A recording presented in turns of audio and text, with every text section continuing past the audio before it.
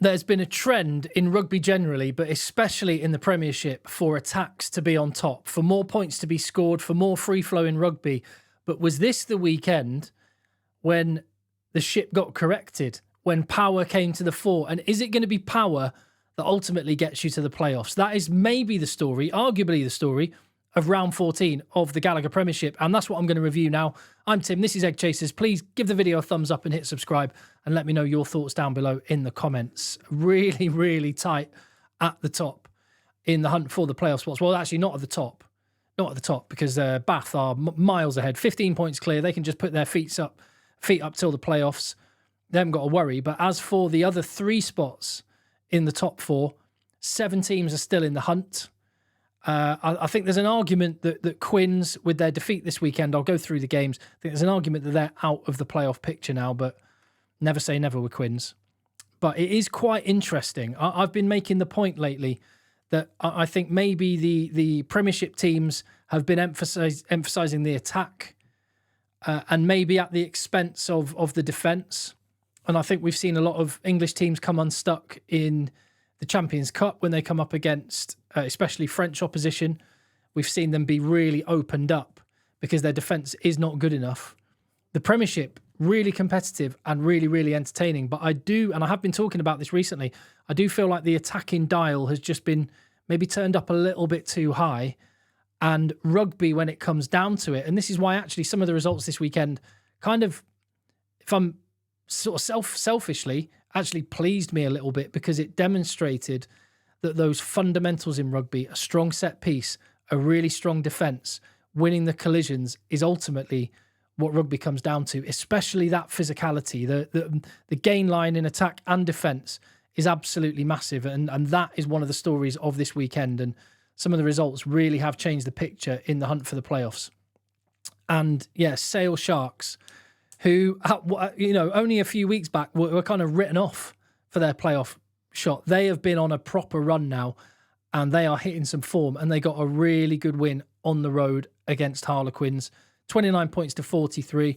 Harlequins did a very Quinsy kind of comeback in the closing stages in the second half, and then in maybe equally Quinsy fashion, gifted Sale a try, which put the game to bed. Tom Roebuck, top of the try scoring charts. Tom Curry got 2 tries as well. He looks really good. And it was that power of Tom Curry, of Luke Cowan-Dickey, Asher Opoku for Jaw. Their front row, really, really solid.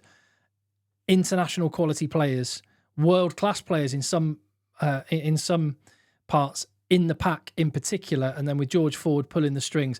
And Marcus Smith, meanwhile, he just looked like he was trying to do it all himself, go for the miracle balls a little bit too much. And I think that's partly because Quins did not have the platform at which you absolutely need. It's a non-negotiable in rugby. And yeah, maybe the attack has been dialed up a little bit too much. Sale have got those fundamentals, and they got the score, and they're looking really, really good. It was the same story as Saracens played Gloucester. Gloucester have really upped their attack this season. We've seen them score some amazing tries, rack up some points against opposition, but they were completely carved open in that second half against Saracens, who just brought the power game. Big performances from Maro Itoje. Guys, I mean, the back row they had coming off the bench. Juan Martin Gonzalez, Jamie George off the bench, Hugh Tizard off the bench. They've got real quality, and it showed. 4 tries to 0 in that second half. Gloucester were actually ahead at half-time, but Saracens looking good. And the same story, Bristol going down at home, 19 points to 36. Bristol play such incredible rugby. They score tries that no other team can, and they back their skills. And when it's on, and when it clicks, they're almost unplayable. Just look at the game away at Leicester earlier in the season. But this was a total reversal of that. And Bristol, when they don't have the power game, and actually, as much as anything, when they're too predictable, when all they do is attack, it just goes to pot.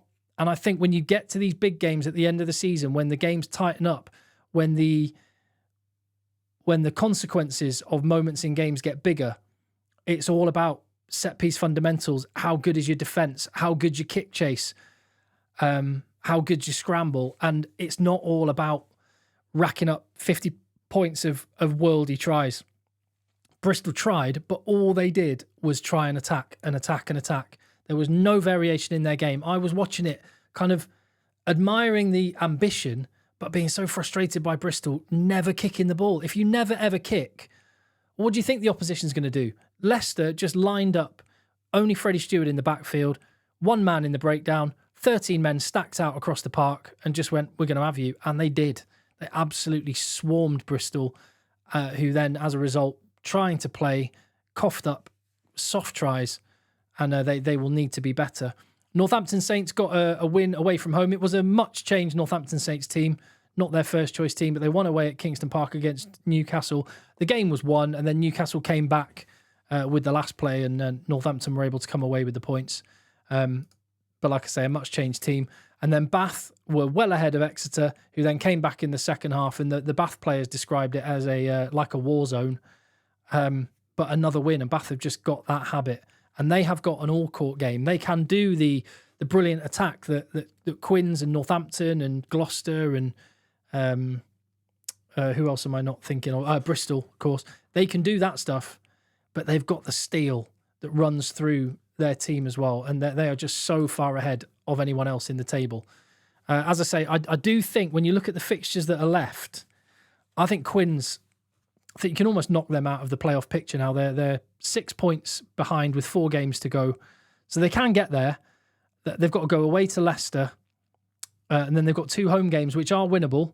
Gloucester and Exeter at home. And then Bristol away. So Harlequins, they could win 3 games, but even would 3 wins even be enough for Quins? They need to go on a bit of a run before the end of the season. Bristol, they were sitting pretty in second. They're now staring down the barrel of being knocked out of the top 4, I think. They're away to Northampton.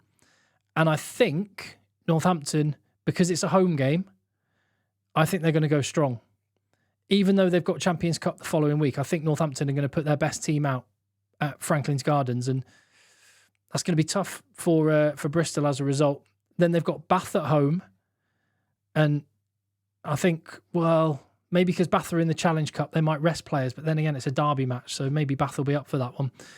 Sale away is going to be tough. And then Quins at home. So Bristol, yeah, they could win. They could win a couple of those. Saracens have got Sale away. That game, in fact, the game between Saracens and Sale, I think the winner of that one, it's even hard to say that. I was going to say the winner of that one will make top 4. I think the winner of that one will probably make top 4, but not definite. Saracens, if they win away at Sale, I think they will make top 4 because they've got a home game against Newcastle. They're away to Northampton, then they've got Bath at home, so tricky. Sale have got maybe the trickiest set of fixtures. Saracens at home, Leicester away, Bristol at home, Exeter away. But they're in really, really good form. A lot of power coming to the fore in that one. Backline maybe got some weaknesses, but they've got George Ford pulling the strings. Leicester got Quins at home, Sale at home, Bath away and Newcastle at home. Leicester, 3 home games.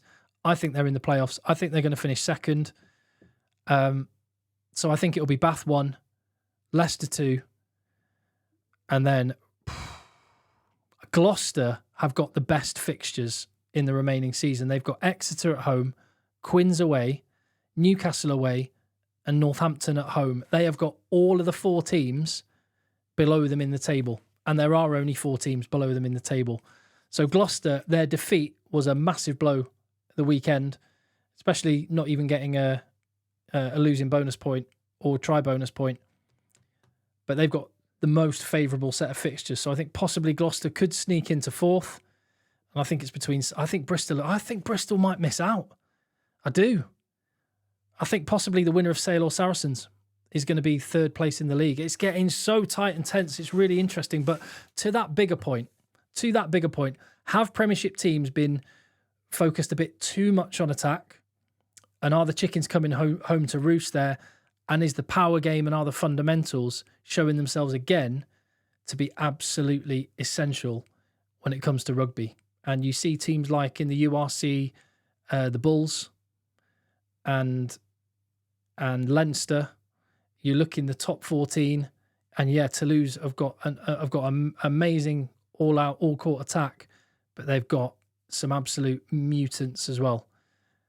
The teams that make it and the teams that go deep in competitions have to have both. And I think what we're starting to see, even in these weeks where the grounds are getting drier and the conditions should be better for running rugby, we're seeing teams putting out their best team week on week. And the teams that have got that steel and that power in the engine room starting to come to the fore. And I kind of love that about rugby. Definitely, you need more points to win rugby games these days, and that's partly due to the fact there's more ball in play time. The laws have been changed to incentivise and encourage attacking play. But fundamentally, got to be able to scrum, line out, maul, tackle, defend and swarm teams, and most importantly, win all of those collisions. I love it. Right, those are my thoughts. Let me know yours. And roll on round 15, biggest game of next week. 2 big games, actually, across the leagues. You've got Glasgow against the Bulls. I think the winner of that gets second in the URC, and Sale against Saracens. I think maybe the winner of that might be in pole position to get a playoff spot, and the loser may well end up missing out. Let me know what you think. I'll see you on the next one.